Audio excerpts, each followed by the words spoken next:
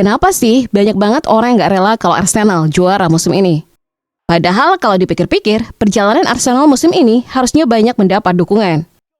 Pasalnya klub yang sudah lama gak juara, bahkan sempat jadi bahan candaan, tiba-tiba bisa bangkit. Tapi bukannya didukung, Arsenal malah seperti jadi musuh bersama. Setiap mereka menang bukannya dipuji, malah dicari celahnya. Setiap mereka tergelincir sedikit, langsung ramai yang berharap itu jadi awal kehancuran.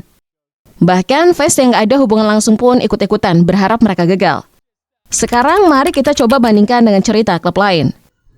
Waktu klub seperti Napoli atau Atletico Madrid lagi di jalur juara, banyak orang di luar fans mereka ikut dukung. Tapi Arsenal gak ada kesepakatan itu. Yang ada malah sebaliknya. Semakin dekat mereka ke trofi, semakin banyak yang gak suka. Ini bukan cuma soal rivalitas biasa. Ini sudah jadi fenomena. Seolah-olah ada rasa jangan sampai mereka juara yang menyebar kemana-mana. Ini sebenarnya tentang Arsenal yang terlalu dibenci, atau karena mereka sendiri yang membuat orang-orang jadi nggak suka. Dan disinilah kalian akan mendengarkan sebuah cerita menarik tentang hal tersebut. Arsenal sebenarnya bukan sebuah klub yang bisa dikatakan besar. Alasannya karena klub yang jarang juara. Tapi secara kompetitif, mereka adalah salah satu klub penantang gelar. Entah itu di Premier League, Champions League, atau kompetisi yang lainnya. Kalian tahu kapan terakhir Arsenal juara Liga? Mereka terakhir juara Liga di era Invincibles 2003-2004. Itu sudah lebih dari 2 dekade. Setelah itu, mereka lebih sering jadi bahan candaan. Dari era Top 4 is a trophy. Sampai masa-masa sulit di akhir kepemimpinan Arsene Wenger.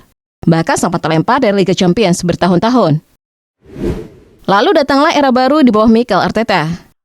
Pelan-pelan, Arsenal dibangun ulang. Dari tim yang rapuh jadi tim yang solid. Dari skuad yang dipenuhi pemain mediocre jadi penuh talenta muda. Seperti Bukayo Saka, Martin Odegaard, sampai yang terbaru Victor Gyökeres. Musim demi musim jujur aja kalau mereka berkembang. Dan sekarang mereka di posisi puncak klasemen. Tapi lihatlah jarak poin Arsenal dengan klub di bawahnya, Manchester City. Pasti kalian langsung mengatakan bahwa Arsenal akan jatuh ke peringkat kedua, bukan? Tentu saja bukan hanya fans Manchester City yang berharap seperti itu. Akan tetapi semua penikmat sepak bola. Tapi kenapa rasanya banyak orang malah nunggu Arsenal terpleset? Salah satu jawabannya mungkin bukan soal skuadnya yang mewah, tapi fansnya. Arsenal punya basis fans yang besar di Indonesia.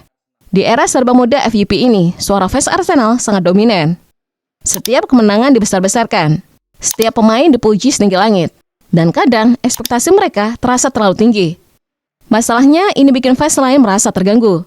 Ada semacam persepsi bahwa fans Arsenal terlalu cepat merasa superior. Padahal belum benar-benar juara. Dan di sepak bola, itu dosa besar. Fans klub lain akhirnya punya satu misi sederhana, jangan sampai mereka juara, nanti makin tengil. Memang Arsenal bukan klub kecil yang tiba-tiba muncul. Mereka adalah salah satu klub besar di Inggris. Mereka punya sejarah yang walaupun sejarahnya sudah lama banget. Jadi ketika mereka kembali ke puncak, banyak orang gak melihat ini sebagai kisah underdog, tapi lebih ke akhirnya juara. Dan anehnya, orang lebih suka cerita klub kecil mengalahkan raksasa, dibanding raksasa yang bangkit lagi. Bandingkan dengan Leicester City waktu juara Premier League. Itu benar-benar cerita dongeng. Semua orang jatuh cinta. Tapi Arsenal, mereka nggak pernah benar-benar jadi tim kecil. Ada juga faktor gaya bermain. Timnya Arteta memang bagus, tapi salah satu andalan mereka, yakni corner kick, itulah yang mengotori sepak bola. Lalu ada rivalitas. Fans Manchester United jelas nggak mau Arsenal juara. Fans Tottenham Hotspur lebih-lebih lagi. Bahkan fans Chelsea dan Liverpool punya alasan masing-masing untuk nggak suka Arsenal. Kalau dikumpulin, jumlahnya jadi masif. Dan di era digital, suara mayoritas ini terasa lebih keras dari sebelumnya. Tapi yang paling menarik adalah fenomena hate watching. Banyak orang sekarang nonton Arsenal bukan untuk menikmati permainan mereka, tapi untuk nunggu mereka kalah. Dan itu menciptakan tekanan tambahan. Dan di sisi lain, ini juga bikin Arsenal jadi tokoh utama dalam cerita Premier League musim ini. Entah disukai atau dibenci, semua orang ngomongin mereka. Pertanyaannya sekarang, apakah ini akan mempengaruhi performa akhir musim mereka? Karena sejarah menunjukkan tekanan seperti ini bisa jadi pedang bermata dua. Bisa bikin tim makin kuat atau justru runtuh di momen krusial. Dan kalau Arsenal sampai gagal juara dari posisi ini, percayalah beritanya akan lucu sampai tahun depan. Tapi kalau mereka berhasil, itu akan jadi salah satu momen paling memuaskan dalam sepak bola modern. Bukan cuma karena mereka juara, tapi karena mereka melawan ekspektasi negatif dari hampir semua arah. Fakta yang mungkin kalian tidak mau tahu dan peduli adalah Arsenal menjadi salah satu klub asal Inggris yang berhasil mencapai semifinal di Champions League musim ini. Tendangannya biasa aja, tapi itu adalah sebuah pencapaian luar biasa di mana klub-klub lain tidak bisa mencapai hal tersebut. Bahkan Liverpool yang punya sejarah gugur di kuarter final. Apalagi Manchester City dan Chelsea baru 16 besar udah kalah dulu. Nah dari situ ada kemungkinan besar kalau Arsenal akan keluar sebagai juara, bukan? Masalahnya hanya 2 langkah lagi untuk meraih trofi sekuping besar itu.